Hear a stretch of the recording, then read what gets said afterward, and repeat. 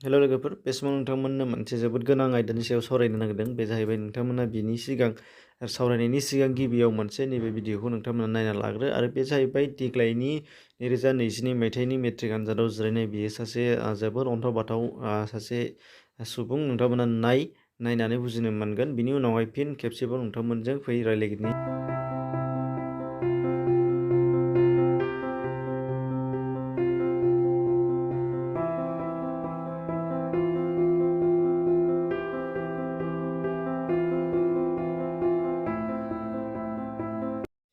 दा नोंथांमोना नुबाय जानो हागौ भिडिअनि गेजेरजों बेयाव मा दिन्थिनो लानाय जादों। दा बिथाङा जाहैबाय सुदिप्ता भौमिक होनदों, जाय बेंगुरा एबा जायखौ जों हेन्डिकेप होनना बुंनाय जायो। दा बिथाङा गावनि देहानि नोरजियाखौ जेबो नेवसिनानैब्लाबो गावो मेट्रिक आनजादखौ जोबोद गोनांथि होननानै मेट्रिक आनजाद जायगासिम सौहैदों आरो आनजाद लिरदों। आरो आनजाद थिलियावबो सुबिदाफोरखौ होनाय जादों, स्पेसियेलि फोरोंगिरिफोरा बिथांमोननि थाखाय। दा बियो जोबोद गोजोनथाव आरो बाख्नायथाव। बिथांमोनखौ जों साबायखर बावनांगन आरो बिथांनि थाखाय जोङो इसोरनि खाथियाव गाहाम हामलायथि लाहरदों। दा जाहैबाय खोथाया, बिथांबादि सासे फिजिकेल उइक माने देहायारि नोरजिया सुबुङाबो गावनि देहाखौ एबा गावखौ जेबो साना लाबानो आनजाद होननानै जोबोद मोजां एबा जोबोद गोसो होनानै जोबोद गुरुत्थ लानानै जोबोद गोनांथार होननानै गोनांथि होनानै गावनि जिउनि मोनसे गोनां गेदेरथार आनजाद होननानै साननानै लानानै आनजाद थिलियाव सौहैदों।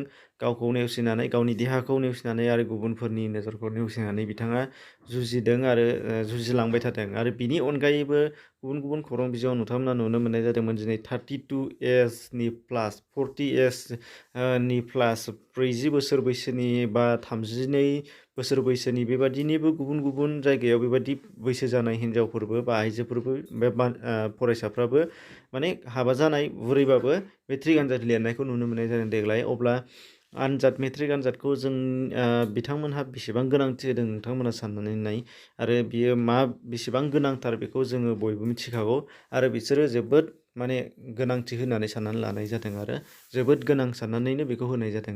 आरो जोबोद गोनांखाबो आरो जोबोद गिदिर आनजादा जिखियानो जाया मानो, बेयो जानो हागौ मेट्रिक, बेनो जानो हागौ हायार सेकेण्डारि आनजादानो। आरो बिनि फिथाइया आनजाद लिरखांनायनि उनावसो मोनो। आरो बे फिथाइनि गेजेरजोंनो मानसिनि जिउनि मा होनो बेखौ, थांखियाबो जाफुंनो हागौ आरो जिउनि लामायाबो सोलायनो हागौ। दा बिनि सायावनो सोनारो जिहेतु। दा बेखायनो बिथांमोना जोबोद गोसो होदों।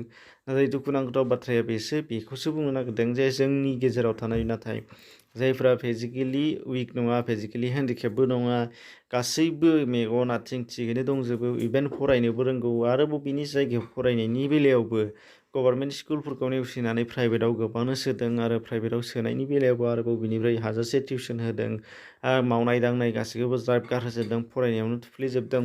बेबायदि माखासे गोबांथार फरायसाफोर दङ, नाथाय बिथांमोनहा एसेग्राब गावसोरनि जेरैबो फारसेथिंनिफ्राय सुबिदा लानानैबाबो देहायाबो सुबिदा, फरायनायावबो सुबिदा, रांखावरि गासैयावबो सुबिदा, मावनाय दांनायबो गैया। दा बेफोरबायदि ओरैबायदि आलो आलो थासेयावबो नाथाय आनजादखौ आनजाद होननानै साना। दा बेसो जोंनि थाखाय जोबोद दुखुनांथाव। आरो बिथांमोनहा बैफोरबादि सुबुंनिफ्राय बा नैबे दिनै भिडिअआव नुनाय सुबुंफोरनिफ्राय नायनानै सोलोंनो नांगौ आरो लाजिनांगौ गावसोरखौ, बिथांमोन फरायसाफ्रा। जाहाथे गावखौ सानफिननानै नायनांगौ। जुदि बिथाङानो बेबायदि जोबोद गोसो होनानै बेबायदि जुजिदोंबा, जोंहालाय मा देहायाबो थिग, टिउसनबो मोननो हागौ, बा मोजां फोरोंगिरि मोनदों, बा मोजां स्कुलाव हाबनो मोनदों। होमब्लाबो नाथाय जों जेबोखौनो फराया माथो, बा जों जेबो आनजादखौनो सानाखिसै माथो। दा बेफोर खोथाखौ सानफिननानै जोङो लाजिनो नांगौ, बैफोरबायदि माखासे फरायसाफोरा। आरो बेखौ गारजेन बिथांमोनहाबो बा नोंथांमोनाबो गारजेन बा नोंथांमोनाबो साननानै नायनांगोन आरो बुंनांगोन आरो दिन्थिनानै होनांगोन गावबा गावनि फिसाफोरनो। बेबादि जोबोद दुखु खस्थ'नि गेजेरजोंबाबोदि मेट्रिक आनजाद बा फरिखाखौ आनजाद होननानै होफैदों। दा बेनि थाखाय नोंथांमोनहा गावबा गाव फिसा फिसौफोरखौबो थुलुंगा होनांगोन। बेबायदि बुंनांगोन, नोंथाङा नोंथांनि रावजोंनो बुंहोनांगोन, जाहाथे सोलायनाय लाबोनो हायो गावनि जिउआव, एबा बै फरायसाया गावनि साननायखौ सोलायहोनो हायो। दा बेनि थाखाय नोंथांमोनहा बेखौ बिदिन्थि होनो नांगोन। आरो बियो जोबोद थुलुंगाथाव, बाख्नायथाव। दा बेनो नोंथांमोनहाबो बेखौनो बुंनानै हो। जोंनि गेजेराव बेबायदि गोबां दङ, नाथाय माबि जों मा खालामनो हानो फोरोंगिरिया जेसेबां बुङो फोरोंगिरिनि खोथाखौथ' बाद हो, बिमा बिफानि खोथाखौथ' बाद हो, गावबो गावसोरबो साननो हाया। दा बेखायनो नैबेबादि समाजनि गेजेराव थानाय माखासे गेदेर सुबुंफोरा जों बिथांमोननि साननायखौ जिहेथु सोलायहोनो हायो बा सोलायहोनांगौ बा थुलुंगा लानो हायो। दा बेखायनो बेफोरबायदि बाथ्राफोरखौ बेफोरबायदि सावगारिफोरखौ जोङो शेयार खालामनानै होनायाबो मोनसे जोबोद गोनां आरो फरायसाफ्राबो बेखौ नायनानै साननो गोनां, गाव गावखौ बुजिनानै लानो गोनां। दा बेनो जेखि जाया मानो बिथांनि गाहाम जिउनि थाखाय गाहाम हामलायथि इसोरनियाव बिहरबाय। एसेनोसै, गोजोन्थों।